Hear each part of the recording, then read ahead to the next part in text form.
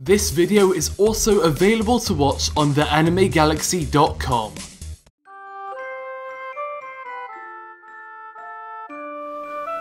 Merry Christmas from all of your viewers on the Canipa show. Oh, that's nice of you all. What did you get me? Wow, you got me anime. You know, Pokemon used to be a video game. Let's talk about video games.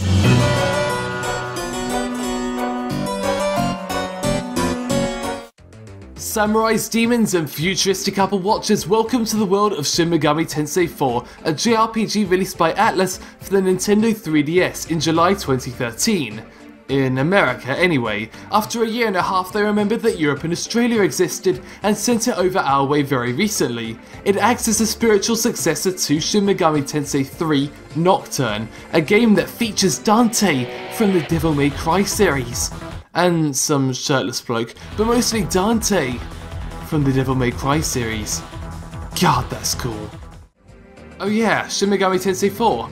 Well, there only was and only ever will be one way to review a game on the Canipa show, and that's to break it down. Welcome to the world of Mikado, a collision of both medieval European and feudal Japanese society. In this brand new unique world, society is based on a hierarchy of the higher ranked luxuriers and the peasants of this world, the filthy casuals.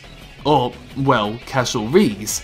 You may think I'm just spouting pointless lore here, but it is massively significant when it comes to building the ideals and the characters that represent them. It takes the simple concept of the strong and the weak, and the message is carried throughout the course of the entire game. You play as Flynn, a filthy fucking casual who has gone to apply to be a samurai. Whilst in feudal Japan in the real world, you needed to be part of a samurai family to become one, here in the fictional kingdom of Mikado, it seems like it's done by the gauntlet equivalent of the sorting hat.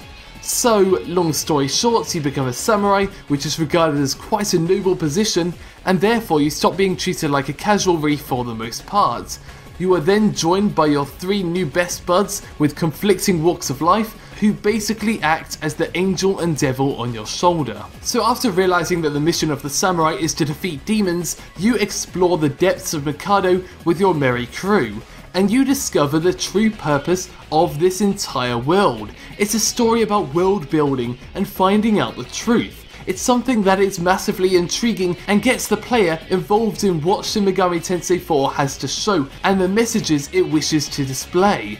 Very early in the game, you are presented with a revelation. You are charged with capturing the Black Samurai, a woman who, by giving the lower class cursed books, is turning them into demons and giving them power. Once again, we are brought back to this societal hierarchy. The Black Samurai escapes the depths of Mikado into the demon's lair, which is initially regarded as hell, and is supposedly inhabited by demonic creatures known as the Unclean Ones. But as you chase her and see hell yourself and learn the truth of the Unclean Ones, that is where Shin Megami Tensei 4 unleashes its true narrative weight. It's a revelation that is not at all recognised by our uninformed inhabitants of Mikado, but as players, as residents of the modern world, it's something that we can understand and we can become interested in. The story progresses in a way that involves you travelling around hell and reporting your findings back to Mikado.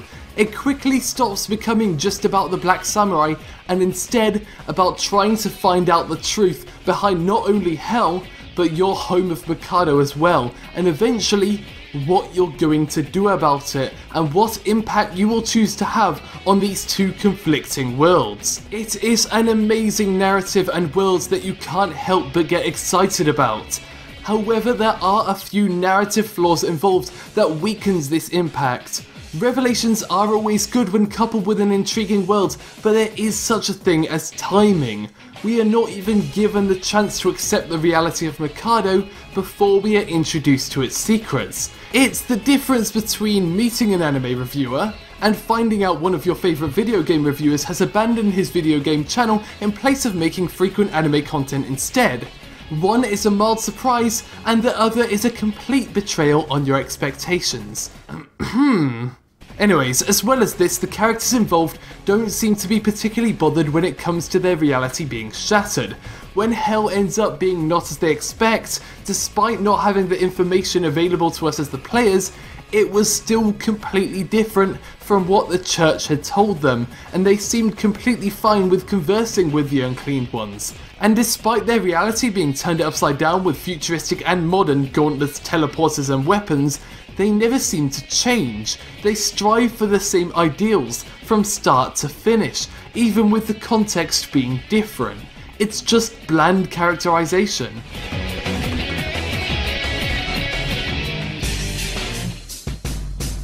But what certainly isn't bland is how this game plays. Whilst your interaction with the world is minimal in Mikado, once you've conquered the game's opening dungeons and traversed to the depths of Naraku, you have free roam all over hell. Now, the term dungeon starts to become a bit more ambiguous. Whilst Naraku and the forest at the start of the game are clear, directional dungeons that have a clear defined goal, you're going to be finding these areas that, whilst they are full of demons and items, are just there to connect different parts of the overworld, allowing for some more interesting exploration of hell. In these travels, you're going to end up battling demons that approach you in the turn-based RPG battles we've come to expect from Shin Megami Tensei titles and many of its spin-offs. Your 4 characters, being yourself as well as 3 other demons you form contracts with, take turns dealing damage to your opponents by alternating different types of attacks and aiming for their weak point in order to deal extra damage as well as get another attack turn for your team. Combine these attacks into an effective strategy and you will create something that not only will help you blast through the game, but holds a personal charm to it that makes your team of demons unique. What's even cooler is the way you recruit these demons. You enter conversation options in order to persuade them to your side, and there are generally a few possible results to that. They might join you, but they might also run off or attack you. There really is no way to tell exactly what's going to happen, and this can be equal parts frustrating and hilarious. And you may find that giving a demon all of your money and letting it sap your mana does not necessarily mean that it'll join you. Fucking bullshit.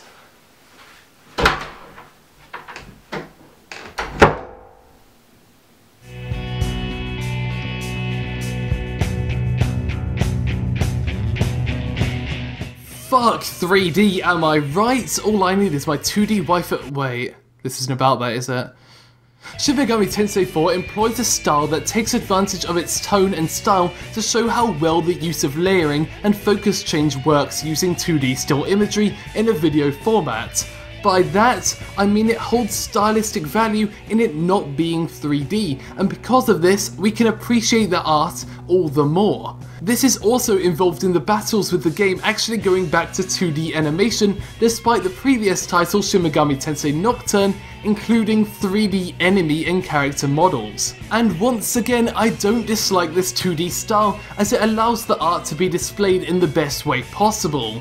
However, it lacks the certain impacts that 3D animation brings, specifically in boss battles where you're meant to be facing truly terrifying demons that should be imposing over you. Instead, we get the image either really close to us or just some background animation that ends up looking terribly out of place and, well, at its core, a terrible design choice. The one place where 3D is most primarily used is the dungeon exploration, and I really like how it's used here.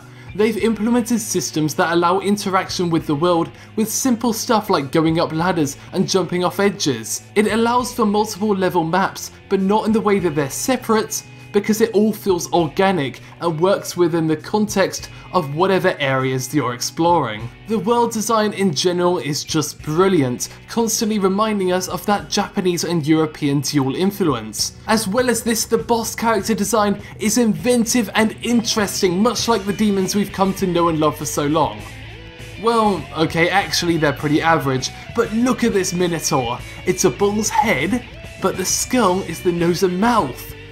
Genius. And as far as the sound goes, it's alright. The 3DS does not have the best sound quality and a lot of the tracks can sound pretty tinny, but generally, apart from the Naraku battle theme getting annoyingly repetitive very quickly, it's alright. But not much more than that, I'm afraid.